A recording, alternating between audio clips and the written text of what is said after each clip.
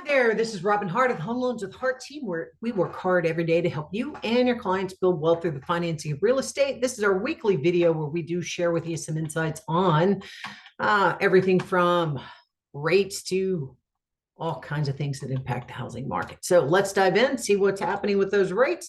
Pesky rates are coming down slowly like molasses. The 30-year fixed is sticking to 7%. And as you can see, the 15-year fixed and the 30-year FHA are falling just slightly below 6.5. Now, as you can see, the last 3 months have been a wild ride where the red means rates rising and the green are rates improving. And this week has also been a wild ride. As you can see, we've had nothing but nonstop teleconferences, directives, pronouncements, all kinds of stuff. Now, what's happening? Well, POTUS is having his press conferences, and then the Fed had their meeting this week. Now, here's what's happening. Let's break it down for you, okay? Fed Chairman Powell, he's holding on interest rates. Think of it like this. The Fed is holding like a Texas Hold'em player with pocket aces. They know inflation is coming down. It's coming down slowly, but they know the longer trajectory is where they want to be. And like some items, keep in mind, they look at long-term items. So many of the numbers that they look at, they take a 12-month average. So even if inflation has completely waned and has gone down to their 2% target, they're still holding because they want to see the averages come down to that 2% level. Okay. Now, things like housing, auto insurance, new autos, those are big ticket items. So guess what? They take the 12-month average.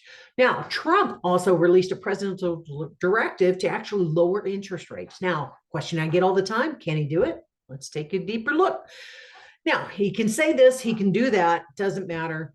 We live in a free country to where we all have freedom of speech. But here's the interesting part. The Fed, which is separate, doesn't operate underneath the presidential powers, they actually set what's called short-term interest rates. These are bank-to-bank lending where banks borrow from one another to keep liquidity flowing. Now, Powell also has a guaranteed job up until 2026, so President Trump doesn't have the ability to fire him. The Fed's completely independent of any presidential orders. Oh, and those long-term rates, like mortgage rates, like my rates, they actually depend on the bond market. What that means is it responds more to things like inflation, deficits, and global markets. So inflation and deficits actually can raise mortgage rates. So if Trump runs his presidency with inflationary items like tariffs, which he announced this week, and runs up a deficit, then yes, he can impact those mortgage rates, but not in a good way, negatively or going up. Now, lowering of deficits and lowering of inflationary terms can actually reduce those costs of borrowing. There are other factors he can actually also help influence mortgage rates, things like releasing Fannie Mae and Freddie Mac from their conservatorship, which right now they're working underneath the CFPB. Well, those can likely raise both cost on mortgages and can actually also raise the national debt because they're helping to pay for that national debt. So can he make them go lower? He has less impact on that. Can he raise them negatively? Absolutely. All right. Now, the directive to lower cost on housing. Well, here's actually the breakdown. We actually got a hold of this and check it out for yourself. The highest cost of all roofs in housing, actually, this is between a $400,000 to $600,000 home, which are the most common homes being built right now. Bulk of those costs, top cost, framing and roofing. Income, the next 5 costs, you're looking at excavation, electrical, plumbing, and HVAC, all which were not impacted by the presidential directive. Coming in way behind those are permits and building fees, which were in the presidential directive. Now, those overall costs came in at $8,292. Can he impact those numbers? Yes, slightly, but keep in mind, you have federal guidelines, you have state guidelines, and then you have local. So he can only impact the federal. So can he impact them? Yeah, but those costs are less than 10%, and his portion is probably only about 2%. So if tariffs are applied, though, on basic building items. We're talking steel, wood, copper, materials, oil, doesn't matter, then yikes. Yes, those costs, guess what? They can go up. Unfortunate. So I go back to our 2 big guys. You got POTUS and the Fed. Who has control? Well, honestly, neither one of them. They're truly just both leaning into the future numbers. And since we take a 12-month average and they already have the 11 numbers, know what is about to fall off, they pretty much know what's coming ahead for February, March, and April.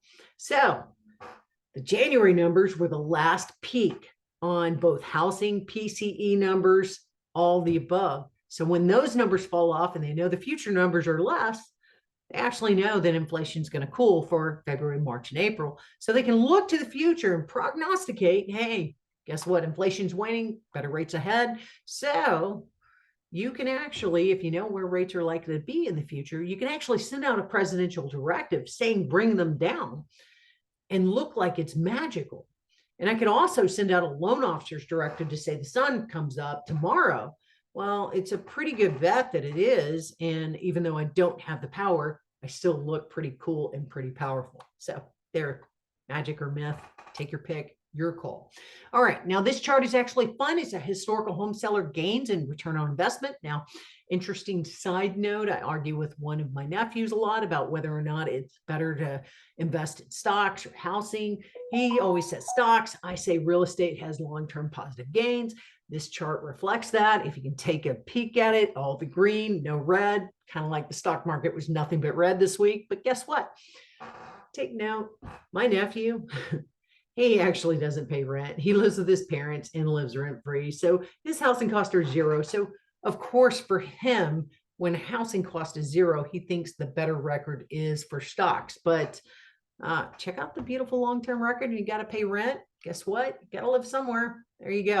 All right, let's dive into the fun stuff. This is kind of cool. After the disaster comes the rebuild and renew, thanks to billionaire Rick Caruso, who's helping to form a nonprofit to help rebuild California after those devastating wildfires. He wants to help shape Pacific Palisades and help those people out there rebuild. So it's something we always need to be reminded of, that the rebuild only comes after the destruction. And we're so glad he's reaching out and starting that nonprofit. Okay, and for the loan officers out there, here's our meme of the week. This is our spirit animal. Sometimes we feel like a shark, an eagle, a hawk, a Pegasus, a horse, doesn't matter. We all want to be awesome. Okay, now at the end of every video, we do ask, when is the best time to buy? Depends on you. If you've got savings, if you've got credit, if you've got a job, if you can pay your bills and afford to pay your bills, and you feel like you have a little bit of permanence there, then yeah, check it out. Might be the perfect thing for you because interest rates on rent are 100%. Okay. All right. Now, if you like this video, please follow us on any of our social media outlets. We're on LinkedIn, Facebook, YouTube, and the artist formerly known as Twitter. Thanks for watching and hanging out all the way to the end of this video. I'm Robin Hart with Home Loans of Hart team, where we are here to help you build wealth through the financing of real estate. We'll catch up with you very soon.